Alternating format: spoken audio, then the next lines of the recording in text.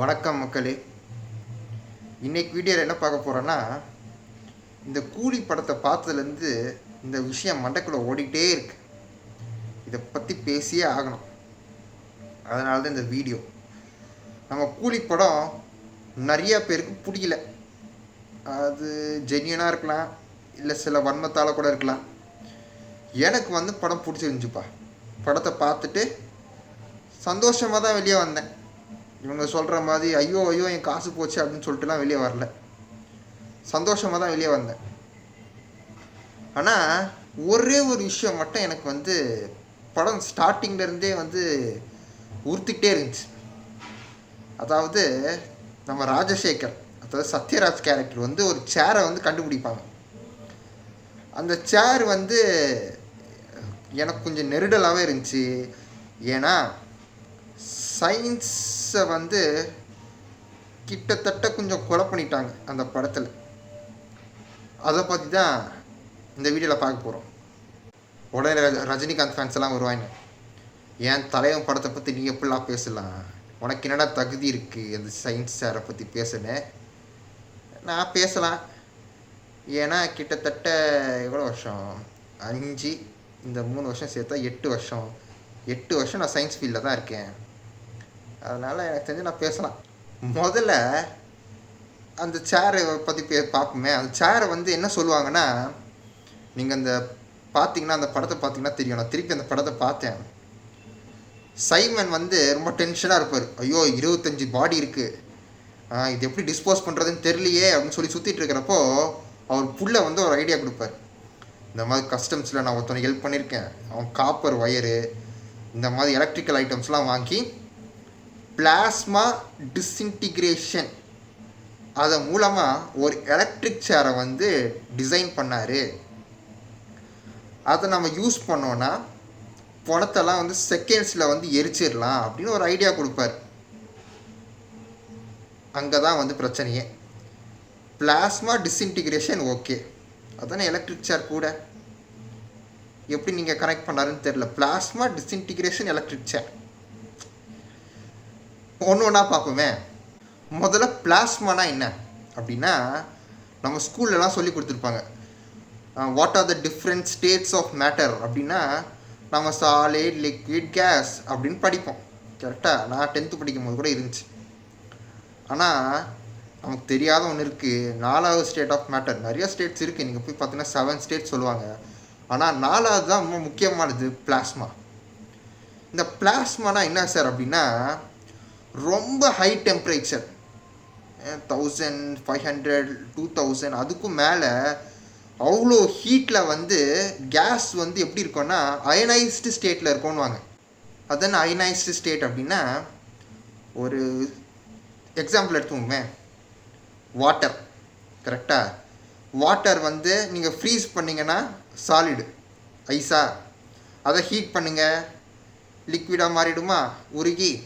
அதை இன்னும் ஹீட் பண்ணுங்கள் என்னவாகும், கேஸாக மாறிடுமா.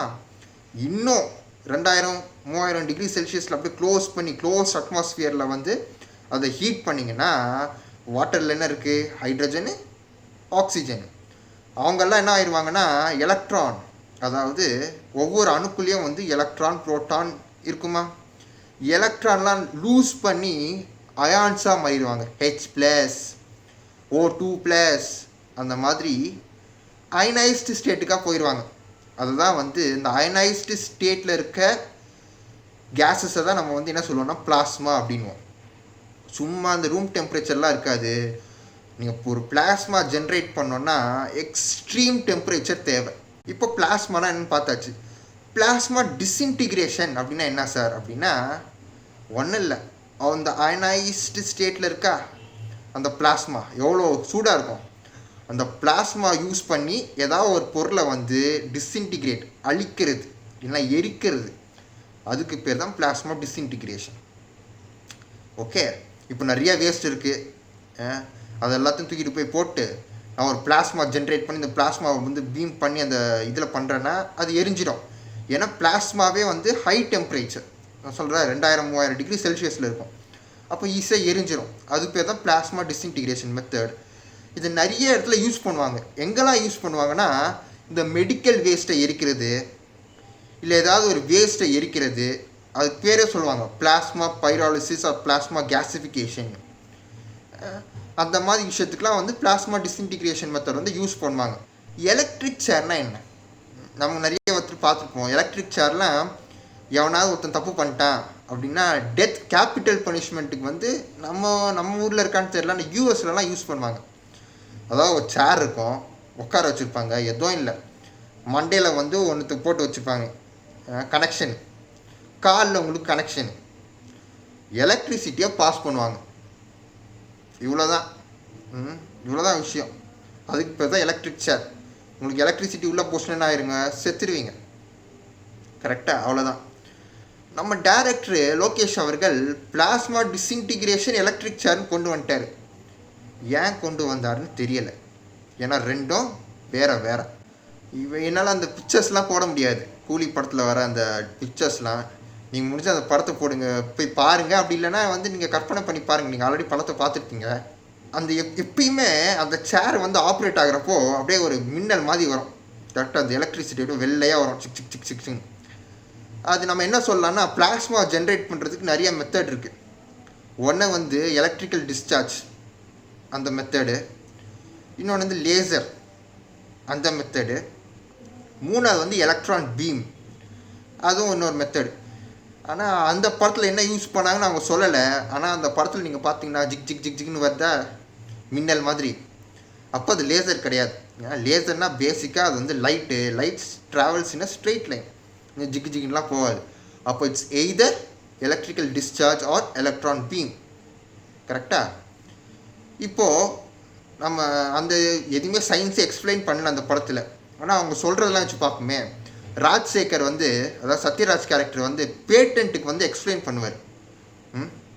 பேட்டன்ட் அஃபீஷியல்ஸ்க்கு வந்து டெமான்ஸ்ட்ரேட் பண்ணுறப்போ சொல்லுவார், 1650 டிகிரி செல்சியஸில் வந்து இந்த டிவைஸ் வந்து ஆப்ரேட் ஆகும், 1650 டிகிரி செல்சியஸ்.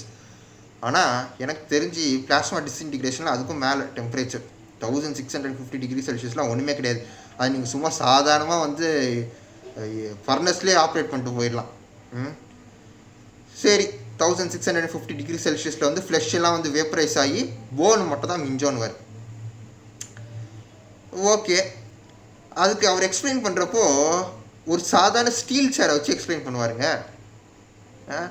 ஸ்டீல் சேரை வச்சு எக்ஸ்பிளைன் பண்ணிவிட்டு 1650 டிகிரி செல்சியஸ் சொல்லுவார். ஒரு ஸ்டீலோட தெர்மல் ஸ்டெபிலிட்டி எவ்வளோ?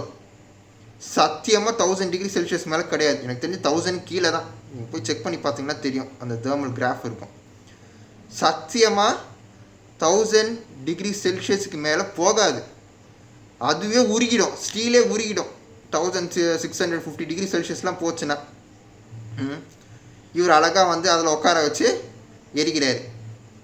என்ன லாஜிக்குன்னு தெரில. சரி, அதை கூட விடுங்க. எரிச்சிட்டு அந்த ஒரு நாயை எதையும் ஒன்று எரிப்பார் டெமான்ஸ்ட்ரேஷன். அப்போ எரிச்சிட்டு சாம்பலை தூக்கி பண்ணி பார்ப்பார். அப்போ தான் எரிஞ்சு முடிஞ்சிச்சு. 1650 டிகிரி செல்சியஸ்னு ஈஸியாக தொடுவியா நீ? எதுவும் இல்லைங்க, போன வாரம் ஒரு எக்ஸ்பெரிமெண்ட் பண்ணேன். மஃபுல் ஃபர்னஸ்ன்னு சொல்லுவாங்க, அது ஒரு ஃபர்னஸ்.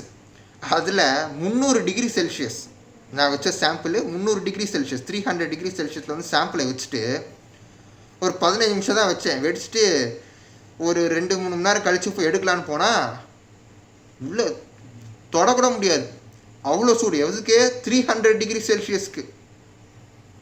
தலைவர் 1650 1650 டிகிரி செல்சியஸில் போய் அதை வந்து எரிச்சிட்டு அழகாக தொடுறாரு.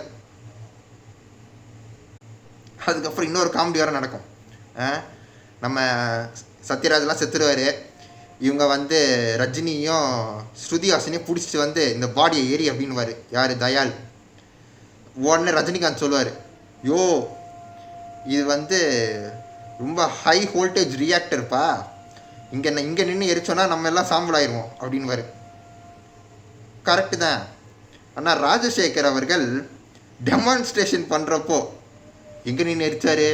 கிட்டே நின்று தான் எரிச்சார். அது கூட பரவாயில்ல. முதல்ல ராஜசேகரை கூட்டின்னு வந்து எரிக்க வைப்பாங்க. அவர் ஒரு குழிக்குள்ள இருந்துட்டு பக்கத்துலேயே நின்று தான் எரிப்பார். எரிச்சிட்டு சாம்பலெல்லாம் தட்டி விட்டுன்னு இருப்பார். ஐயோ, அவர் சாம்பல் ஆக மாட்டாரா? இந்த மாதிரி ஒரு லாஜிக் மிஸ்டேக்லாம் வந்து எப்படி மிஸ் பண்ணாங்கன்னு எனக்கு தெரியல. ஸோ இவ்வளோதான் நண்பர்களே. அவங்க நிறைய நமக்கு சயின்டிஃபிக் ஃபேக்ட்ஸ் கொடுக்கல, எப்படி ஒர்க் ஆகுதுன்னு சொல்லல. அதனால் அவங்க சொன்ன சின்ன சின்ன பேராமீட்டர்ஸ் வச்சு மட்டும் நம்ம எக்ஸ்பிளைன் பண்ணோம். அதனால் கரெக்டாகவும் இருக்கலாம், தப்பாகவும் இருக்கலாம். ஆனால் என்னை பொறுத்த வரைக்கும் சில அபத்தமான விஷயம் இது. ஏன்னா ஒரு ஸ்கிரிப்ட் நீங்கள் எழுதலாம், தப்பு இல்லை. இது மாதிரி ஒரு பிளாஸ்மா டிஸ்இன்டிகிரேஷன் எலக்ட்ரிக் சேர் அப்படின்னு எழுதுறது தப்பு இல்லை. ஒரு படம் எடுக்க போகிறீங்க, கரெக்டாக, அதுவும் சும்மா கிடையாது, 400-500 கோடி பட்ஜெட்டில் ஒரு படம் எடுக்க போகிறீங்கன்னா ஃபேக்ட் செக் பண்ணணும். யாராவது அந்த ஃபீல்டில் கூப்பிட்டு இது எப்படி ஒர்க் ஆகும், இது கரெக்டாக தப்பா. ஏன்னா நீங்கள் ஒரு சாதாரண ஒரு சேரில் ஒரு பணத்தை உட்கார வச்சு 1650 டிகிரி செல்சியஸில் போகிறேன் அப்படின்னு சொல்கிறப்போ இடிக்குதுல லாஜிக். அதுவும் எப்படி எரியும்னா அப்படியே பொறுமையாக அப்படி அப்படியே எரியும், அப்படியே சாம்பலாவாங்க அப்படி பொறுமையாக. அட்லீஸ்ட் ஒரு பிளாஸ்மா டிஸ்இன்டிகிரேஷன் சேம்பர் அப்படின்னு ஒன்று ரெடி பண்ணி இவங்களை தூக்கி அதில் படுக்க வச்சு மூடி பண்ணலாம். அழகாக லேசர் டிஸ்இன்டிகிரேஷன் மெத்தட் அப்படின்னு சொல்லிட்டு லேசரை மட்டும் அப்படியே லைட்டில் அப்படியே லேசர் உள்ளே போகிற மாதிரி எவ்வளோ ஐடியா இருக்குது. என்கிட்ட கூட வந்து கேட்டுக்கலாம் லோகேஷ் அவர்களே, நானே சொல்லியிருப்பேன். அவ்வளோதான் மக்களே. பிடிச்சிருந்தா லைக் பண்ணுங்கள், சப்ஸ்கிரைப் பண்ணுங்கள்.